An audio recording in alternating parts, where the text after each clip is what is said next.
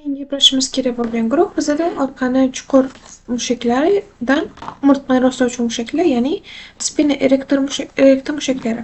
Bilishimiz kerak bo'lgan narsa uni 3 ta uzun mushakdan iboratligi, ya'ni 3 juft.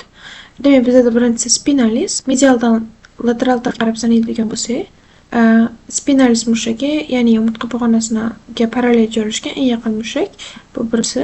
Keyingisi bizada uzun mushak longissimus. Bu spinalis oldida joylashgan, ya'ni o'rtada joylashadi va uchinchisi bizada ilicostalis, ya'ni costalis qo'rg'al sohasidan boshlanib, ilium sohasida chanoq sohasi tugaganligi uchun ilicostalis nomini olgan. Bu eng lateral mushak hisoblanadi. Mana shu 3 ta mushak ikkita tarafda qator bo'lib joylashib, umurtqani rostlashda qatnashadigan asosiy mushaklar hisoblanadi. Shuning uchun ham ularni bizada spina erector mushagi deyiladi. Spina erector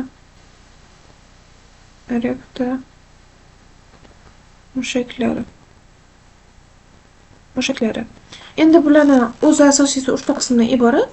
Bu yerda jadvalga e'tibor beradigan bo'lsanglar, bizada har bitta o'sha 3 ta qismi ham, ya'ni ilicostalis, longissimus va spinalis mushaklarini har bittasini o'zini 3 tadan qismi bor yana. Ya'ni segmentlarga bo'linadi. Ya'ni lumbar sohada joylashgan, thoracic sohada joylashgan va cervix sohada joylashgan.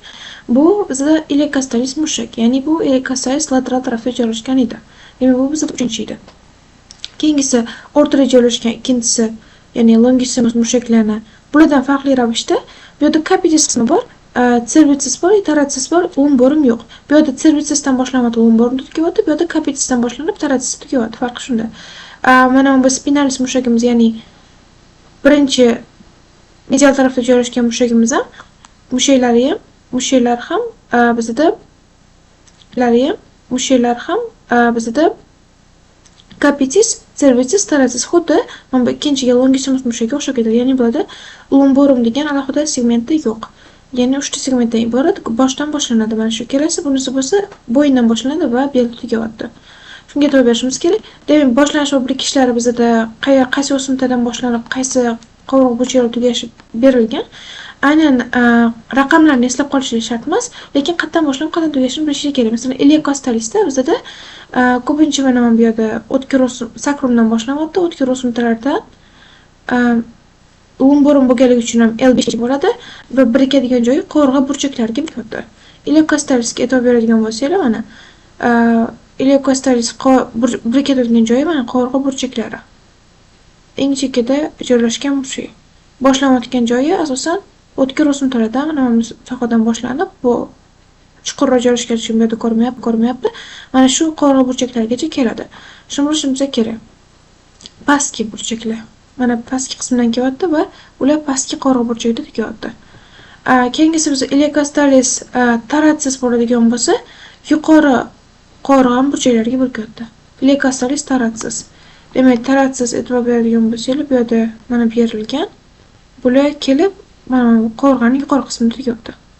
Bularga o'xshab qo'rg'on bu yoqqa egalik ko'rinmayapti, chunki bu yuqori qismida tugyapti. Bular thoracic. Ilicostalis thoracic bo'ldi.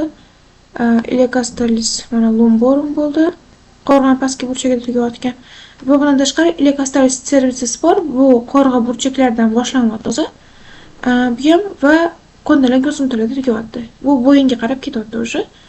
Bu yerda ko'rishimiz mumkin, ilicostalis cervix mana bu yerda qo'rg'alar burchagidan chiqyapti va bu yerda bo'yin sohasidagi umurtqalarda tugayapti. Umurtqa kondalang o'simtalarda mana yonga birikayapti. Bu yerda kondalang o'simtasi ko'rinmagan. Bular kondalang o'simtada tugaydi.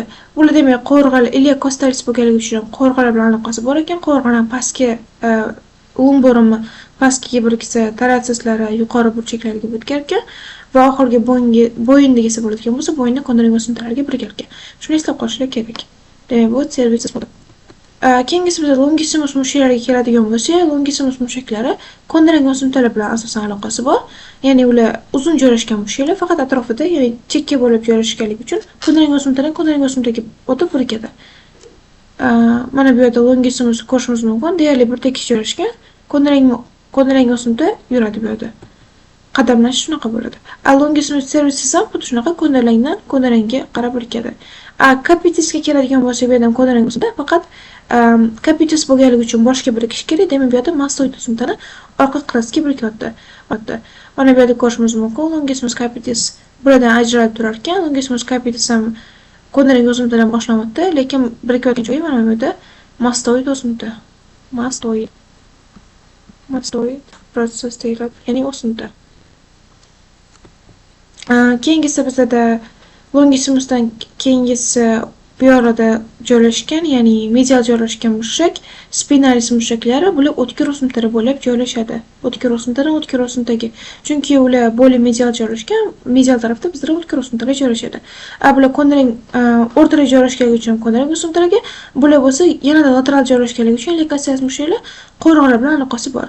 Mana bu yerda bizda o'tkir o'simta deymiz, keyin bu yerda kondiling o'simta deymiz, mana bu yerda qo'rg'a deydigan bo'lsak, bularning yo'nalishi ham shunaqa. Mana bu yerda bizda iliacostalis mushaklar joylashayapti. Mana bu kondilingda bizda longissimus mushaklar, demak iliacostalis, longissimus bo'lyapti. Mana bu o'rtada joylashganlari, medial jihatda joylashganlari o'tkir o'simta, ya'ni spinozga birikyapti. Mana o'tkir o'simta. Va ko'rishimiz mumkin, bu yerda spinalis taratus berilgan, mana o'tkir o'simtadan o'tkir o'simtaga birikyapti. Bundan tashqari bu yerda yana qaysi berilgan? Bu yerda boshqa berilmagan ekan. Demak, spinalis mushaklarni ko'rishimiz mumkin. Bu yerda alohida общий spinalis deb ketgan. O'tkir o'simtalarga aloqasi bor hammasini.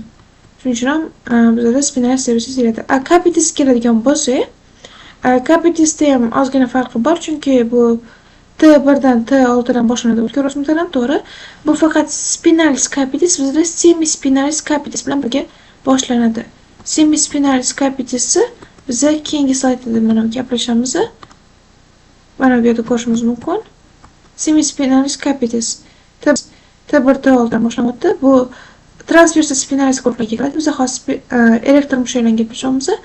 Bu transversus spinalis guruhiga kiradi. Mana shu semispinalis bilan deyarli birga yuradi. Hozir gaplashayotgan spinalis capitis mushagimiz.